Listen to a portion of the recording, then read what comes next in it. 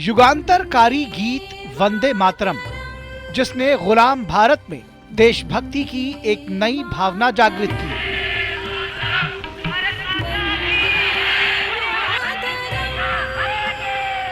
और वही आजाद भारत के निर्माण की नींव बना।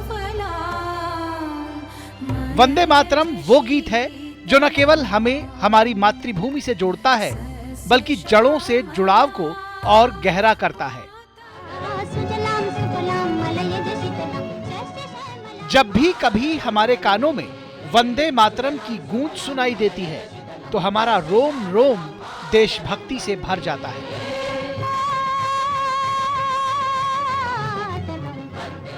हमारे भीतर ऊर्जा, गर्व और देशभक्ति की भावनाएं हिलोरे मारने लगती हैं।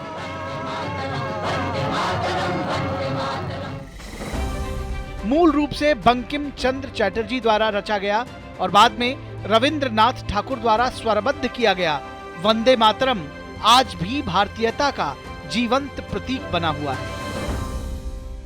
समय के साथ इस गीत को कई समकालीन कलाकारों और संगीतकारों ने नए अंदाज में प्रस्तुत किया है, जो इसकी भावना को आधुनिक पीढ़ी तक पहुंचाते हैं।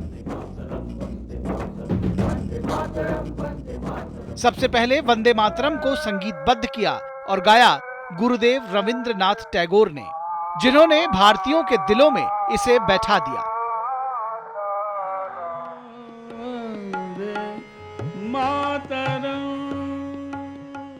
वहीं स्वतंत्रता की 50वीं वर्षगांठ के अवसर पर स्वस्थ नहीं होने के बावजूद पंडित भीमसेन जोशी ने संसद भवन के सेंट्रल हॉल में खड़े होकर वंदे मातरम गीत गाया।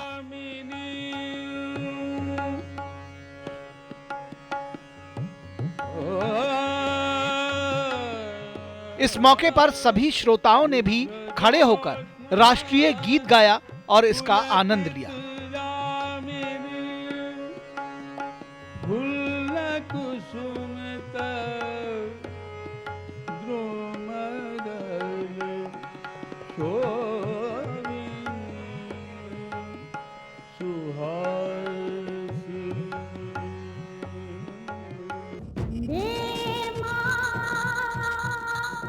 आजादी के बाद वंदे मातरम को जन जन तक पहुंचाया स्वर कोकिला लता मंगेशकर ने अपनी आवाज के जादू से।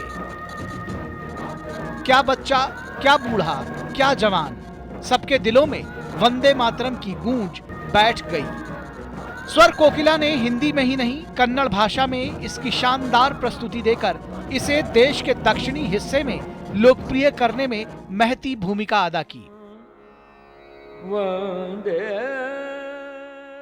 प्रसिद्ध शास्त्रीय गायक पंडित जसराज ने भी इस देशभक्ति और स्वतंत्रता आंदोलन के प्रतीक गीत को अपना स्वर देकर इसे भारतीय जनमानस और युवा पीढ़ी तक पहुंचाने का काम किया।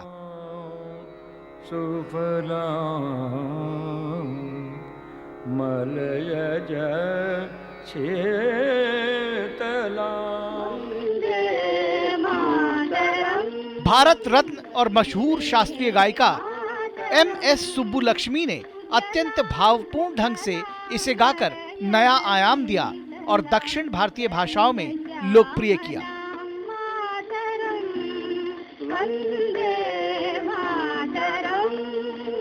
ओंकार नाथ ठाकुर भारत के शिक्षा शास्त्री, संगीतज्ञ एवं हिंदुस्तानी शास्त्रीय संगीतकार थे। उन्होंने वंदे मातरम का जो रूप प्रस्तुत किया, वो भी जन जन के मन में बस गया। प्रसिद्ध संगीत निर्देशक हेमंत कुमार मुखोपाध्याय ने भी अपने सुरों और गायन से वंदे मातरम को फिल्मों में अमर कर दिया। ये वंदे मातरम का एक ऐसा रूप था जो भारत की ऊर्जा, विविधता और गौरव को दर्शाता था।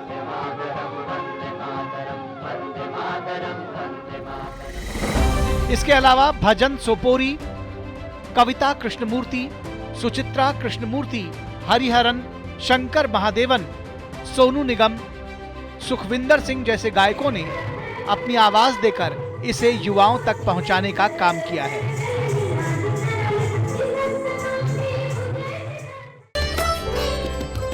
कई फ्यूजन बैंड्स, यूट्यूब आर्टिस्ट और स्कूल की टोलियों ने इस गीत को अपने अपने अंदाज में पेश किया।